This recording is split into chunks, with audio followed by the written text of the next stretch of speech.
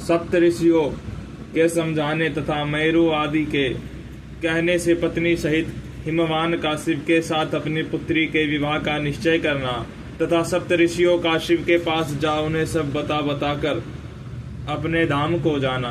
ब्रह्मा जी कहते हैं, नारद, तदंतर वशिष्ठ ने प्राचीन काल में राजा अनरण्य के द्वारा अपनी कन्या पद्मा का पिपलादक के साथ विवाह करने की तथा धर्म के वरदान से पिपलाद के तरुण अवस्था रूप गुण सदा स्थिर रहने वाले यौवन कुबेर और इंद्र से भी बढ़कर धन ऐश्वर्य भक्ति सिद्धि एवं समता प्राप्त करने की तथा पद्मा के शरीर स्थिर यौवन सौभाग्य संपत्ति एवं भ्राता के द्वारा परम गुणवान 10 पुत्रों के प्राप्त करने की कथा सुनाकर कहा, शैलेंद्र, तुम मेरे कथन के सार तत्व को समझकर अपनी पुत्री पार्वती का हाथ महादेव जी के हाथ में दे दो और मैना सहित तुम्हारे मन में जो कुरोष है उसे त्याग दो। आज से 1 सप्ताह व्यतीत होने पर अत्यंत सुलभ और दुर्लभ मुहूर्त आने वाला है। उस समय चंद्रमा लग्न के स्वामी होकर अपने पुत्र बुध के साथ लग्न में ही स्थित होंगे। उनका रोहिणी नक्षत्र के साथ योग होगा। चंद्रमा और तारे शुद्ध होंगे। मार्गशीर्ष मास के अंतर्गत संपूर्ण दोषों से रहित सोमवार को, जबकि लगन पर संपूर्ण शुभ ग्रहों की दृष्टि होगी, पाप ग्रहों की दृष्टि नहीं होगी तथा बृहस्पति ऐसे स्थान पर स्थित होंगे जहां से वे उत्तम संतान और पति का सौभाग्य देने में सामर्थ होंगे। ऐसे मुहूर्त में तुम अपनी कन्या मूल प्रकृति ईश्वरी जगदम्बा पार्वती को जगत पिता भगवान शिव के हाथ में देकर कृतार्थ हो जाओ। ऐसा कहकर ज्ञान शिरोमणि मुनीश्वर वशिष्ठ नाना प्रकार की लीला करने वाले भगवान शिव का स्मरण करके चुप हो गए। वशिष्ठ जी की बात सुनकर सेवकों और पत्नी सहित गिरिराज हिमालय बड़े विषमित हुए और दूसरे पर्वतों से बोले। हिमालय ने कहा, गिरिराज मेरु, सहाद्र, गंधमादन, मंदरांचल, मैनाक और विंध्याचल आदि पर्वतेश्वरों, आप सब लोग मेरी बात सुने। वशिष्ठ जी ऐसी बात कह रहे हैं, अब मुझे क्या करना चाहिए, इस बात का विचार करना है। आप लोग अपने मन से सब बातों का निर्णय करके जैसा ठीक समझे वैसा करें। हिमाचल की यह बात सुनकर सुमेरु आदि पर्वत भली भांति निर्णय करके उन प्रसन्नता पूर्वक बोले। पर्वतों ने कहा, महाभाग, इस समय विचार करने से क्या लाभ। जैसा ऋषि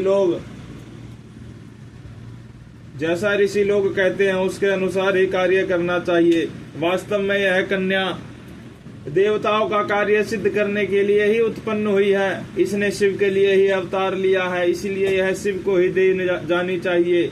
यदि इसने रुद्रदेव की आराधना की है और रुद्र ने आकर इसके साथ वार्तालाप किया है तो इसका विवाह उन्हीं के साथ होना चाहिए।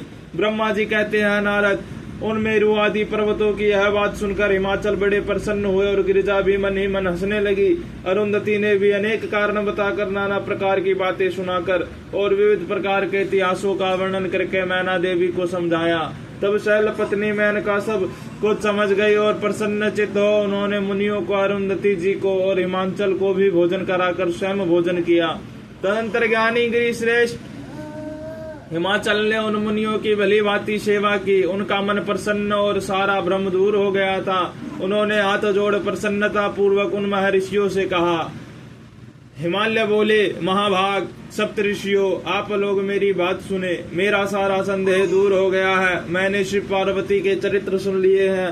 अब मेरा शरीर, मेरी पत्नी मैना, मेरे पुत्र पुत्री, रिद्धि सिद्धि तथा अन्य सारी वस्तुएं भगवान शिव की है, दूसरे किसी की नहीं।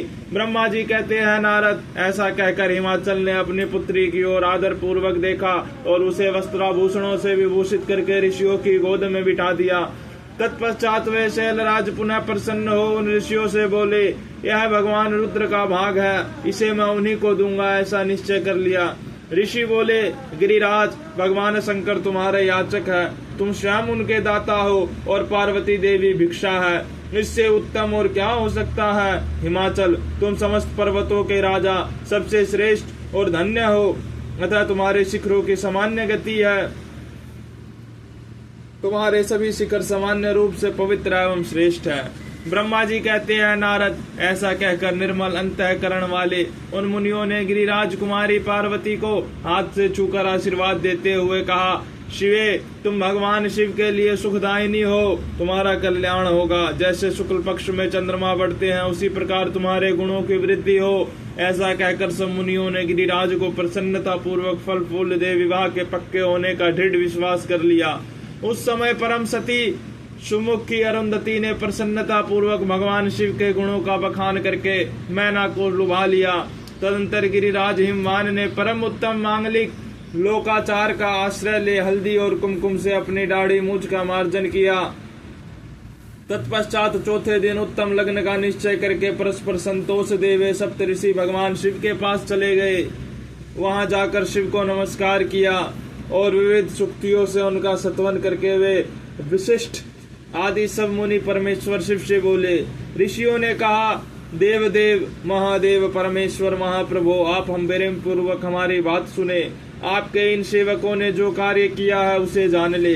महेश्वर, हमें नाना प्रकार के सुंदर वचन और इतिहास सुनाकर गिरिराज और मैना को समझा दिया है। गिरिराज ने आपके लिए पार्वती का वाग्दान कर दिया है। अब इसमें कोई नुच नहीं। अब आप अपने पार्षदों तथा देवताओं के साथ उनके यहाँ विवाह के लिए जाइए। महादेव प्रभु, अब शीघ्र हिमाचल के घर पधारिए और वेदोक्त रीति के अनुसार पार्वती का अपने लिए पाणी ग्रहण कीजिए।